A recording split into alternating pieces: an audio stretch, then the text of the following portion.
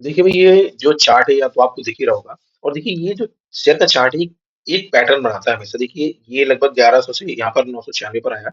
यहाँ से फिर ये ऊपर जाता है और लगभग 30-40% का रिटर्न देता है। फिर यहाँ से ये वापस वही अपना 3000-3500 से नीचे आता है और वापस से यहाँ पर आ जाता है लगभग 30% का। फिर ये डाउन ट्रेंड में आता है। फिर इसके बाद फिर ये ऊपर जाता है लगभग 28 से 30% का। तो इस शेयर की जो चाल है वो 28 से 30% अप डाउन साइड और 28 से 30% अप साइड रहती है। और इसमें हाल ही में इसके जो रिजल्ट्स आए हैं, देखिए मैं आपको यहाँ पर दिखाता हूँ इसके रिजल्ट्स। इसका जो प्रॉफिट है ना, वो क्वार्टर ऑन क्वार्टर जो सितंबर 2023 में इनका जो प्रॉफिट था 1232 करोड़ का था, जो कि अब घट करके लगभग आधा रह गया 696 करोड़। यहाँ पर आप लोग देख पा रहे होंगे। ठीक है। अब देखिए यहाँ पर जो इनका ये जो प्रॉफिट है लगभग आधा हो गया है। तो ये क्वार्टर ऑन क्वार्टर और ये ईयर ऑन ईयर दोनों में ये लॉस कर रहे हैं। ये अगर आप ईयर ऑन ईयर कैलकुलेट करेंगे तो सितंबर 2023 से लेकर सितंबर 2024 में इनका आधा हो गया लगभग प्रॉफिट। और क्वार्टर ऑन क्वार्टर की बात करें, यानी कि पिछला क्वार्टर में जो इनका प्रॉफिट था 1187 करोड़ का था, वो रह गया लगभग 694 करोड़ का। तो इनका हर एक लिहाज से जो है कि प्रॉफिट डाउन है।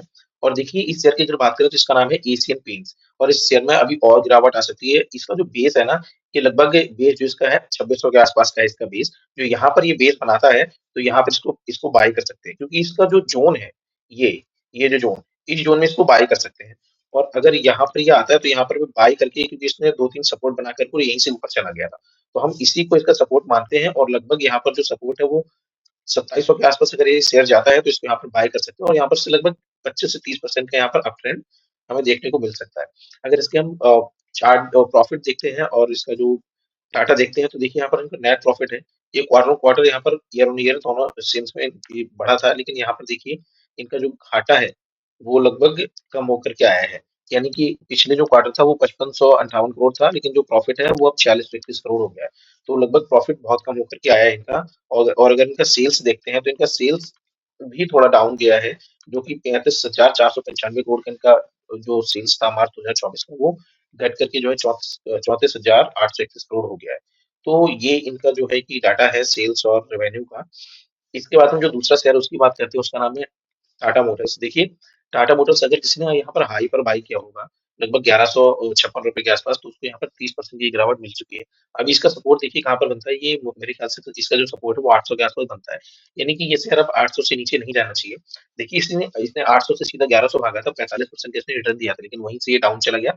और अब लगभग 29 से 3% का इसने जो है कि अपने इन्वेस्टर्स को लॉस दिया है। देखिए अगर इसके प्रॉफिट की बात की जाए तो इनका जो रिसेंट जो प्रॉफिट है 2000 सितंबर 2024 का, ये वाला प्रॉफिट। तो इस प्रॉफिट में देखिए इन्होंने सॉरी इस प्रॉफिट में देखिए इन्होंने लगभग 3450 करोड़ का इन्होंने प्रॉफिट किया है इस क्वार्टर में। ठीक है। अब ये जो प्रॉफिट है 3450 करोड़ का, ये पिछले सितंबर 2023 के क्वार्टर से भी कम है। यानी कि पिछले सितंबर 2023 में इनका जो प्रॉफिट था 3832 करोड़ का था, जो कि अब 3450 करोड़ हो गया है। तो लगभग 400-500 करोड़ का इनका प्रॉफिट कम आया है। अगर क्वार्टर ऑन क्वार्टर बेसिस पे इसका हम कंपैरिजन करते हैं, तो 2024 जून में इनका जो प्रॉफिट आया था वो आया था 5692 करोड़। वहां से भी ये प्रॉफिट बहुत कम है।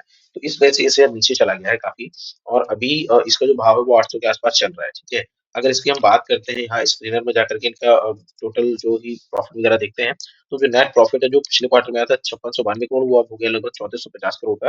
अगर इनकी हम सेल्स की बात करते हैं तो जो इनकी सेल्स पिछले क्वार्टर में थी 1,08,048 करोड़ रुपए की, वो लगभग 1 करोड़ सॉरी 1,01,450 करोड़ का इनका सेल्स रह गया है। तो सेल्स में भी गिरावट आई है, प्रॉफिट में भी गिरावट आई है, इसलिए ये दोनों शेयर नीचे गए हैं।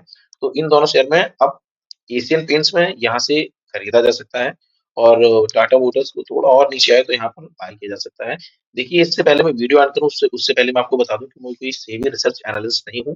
ना ही मैं यहाँ पर किसी भी शेयर को बेचने या फिर सेल करने की सलाह देता हूँ। यहाँ पर सिर्फ मैं ये वीडियो एजुकेशनल पर्पस के लिए बना रहा हूँ। Thank you.